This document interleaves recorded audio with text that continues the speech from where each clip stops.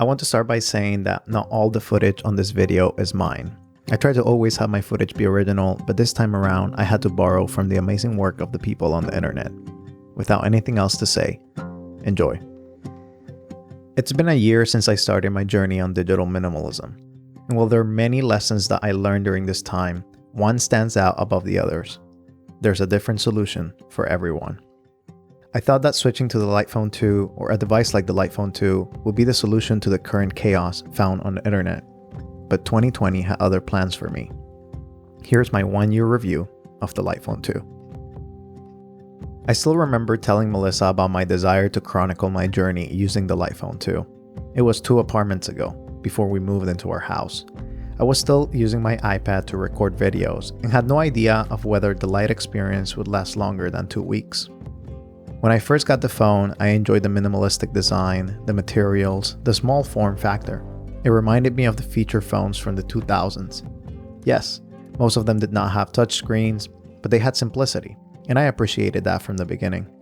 I quickly found out that the Light-Phone 2 should not be paired with keys, and that the optional case, while $25 in price, is definitely a worthy investment. It wasn't until my first screen broke that I decided to get a case, however. Hindsight is 2020, I guess. The next couple of months using the Light-Phone 2 would be a battle. I wanted to use the device as my primary device, but the lack of MMS, podcasts, music, and GPS found me reaching for my Pixel 4 to fix these general shortcomings. During the months between March and June, I actually went back to the Pixel 4, using the ratio launcher to keep myself as undistracted as possible, while still hoping for the other tools to be released.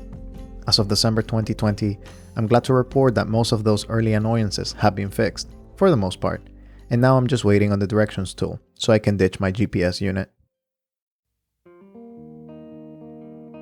But on the way to appreciate the Light-Phone 2 for what it is, I found that digital minimalism is more than just getting a feature phone. It is truly a lifestyle change.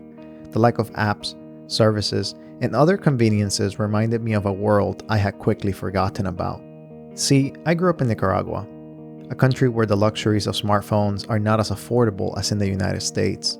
In the colorful streets of my hometown of Esteli, ingenious systems of communication, rudimentary inventions, and sagacious thinking was required to survive in a constantly changing world. During those days, there were no tap to pay, swipe to date, or slide to transfer systems. And while some of the natives from my country can afford those luxuries today, the overwhelming majority still lives in the analog world where cash is king, survival is the thought of the day, and soccer is played on the streets and not in consoles. And to my shame, I forgot about that world.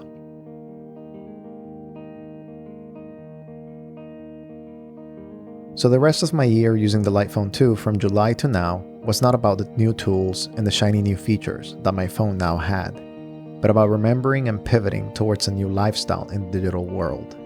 As I continue experiencing the light life, my priorities began to shift.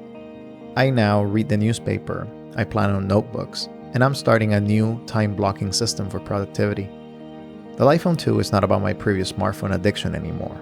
It turned out to be a reminder that life outside of the web is rich, meaningful, and most important of all, possible.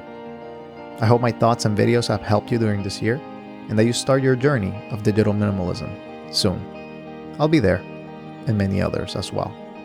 In the meantime, enjoy this original video I made as an advertisement for the Light-Phone 2.